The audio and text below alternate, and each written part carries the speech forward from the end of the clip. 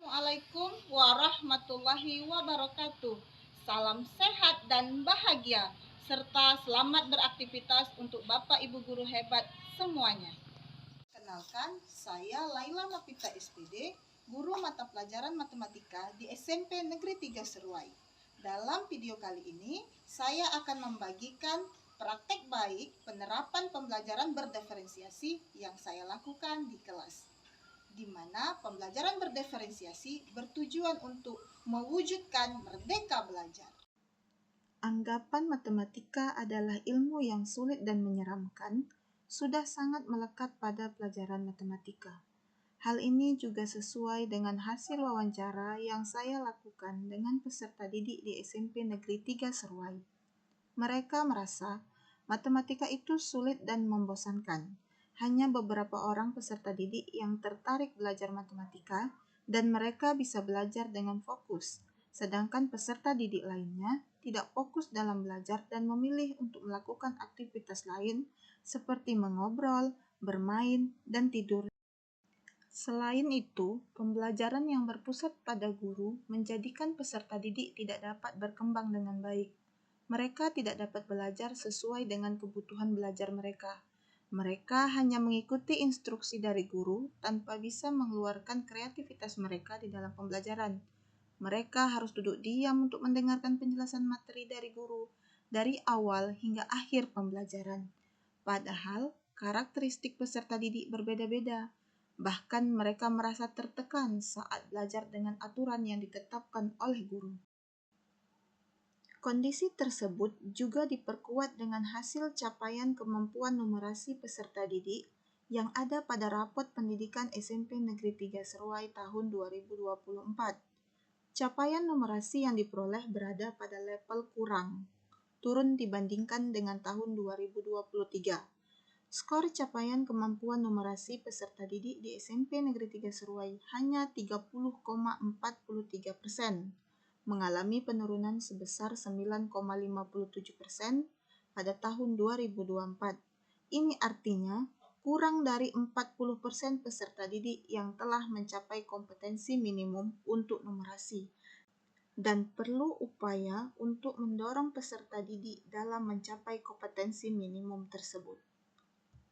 Melihat kondisi dan karakteristik peserta didik yang ada di SMP Negeri 3 Seruai, saya sebagai guru mata pelajaran matematika mencoba menerapkan sebuah strategi pembelajaran yang berpusat pada peserta didik dan dapat memenuhi segala kebutuhan belajar mereka.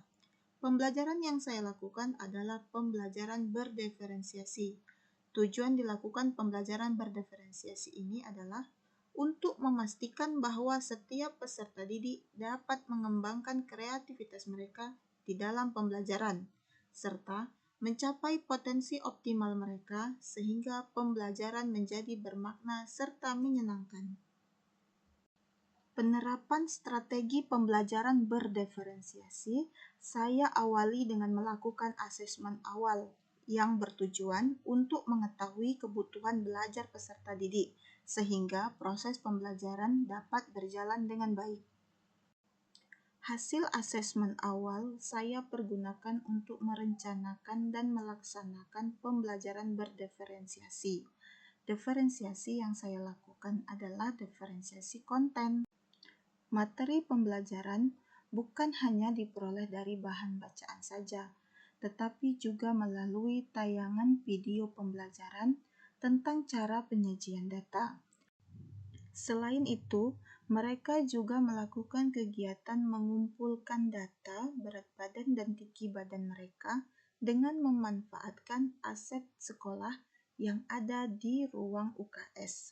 Mereka menggunakan timbangan berat badan dan juga menggunakan alat ukur tinggi badan untuk mengumpulkan data berat badan dan tinggi badan mereka. Selain mengumpulkan data berat badan dan tinggi badan, peserta didik juga mengumpulkan data banyaknya sepeda motor berdasarkan mereknya yang ada di parkir sekolah. Setelah semua data yang diperlukan terkumpul, peserta didik menyajikan data tersebut ke dalam berbagai bentuk. Mereka bekerja sama di dalam kelompok mereka masing-masing. Ada yang menyajikan data dalam bentuk tabel, kemudian ada yang menyajikan data dalam bentuk diagram batang, dan ada juga yang menyajikan data dalam bentuk diagram garis. Sebagai fasilitator di dalam pembelajaran, saya membimbing peserta didik yang kurang memahami dalam penyajian data. Saya juga memberikan arahan kepada mereka agar ide-ide kreatif mereka dalam penyajian data bisa mereka munculkan. Setelah mereka membuat penyajian data dalam berbagai bentuk, mereka juga mendapat tugas untuk mempresentasikan hasil diskusi mereka di depan kelas. Setiap kelompok mendapatkan tugas untuk mempresentasikan hasil diskusi mereka.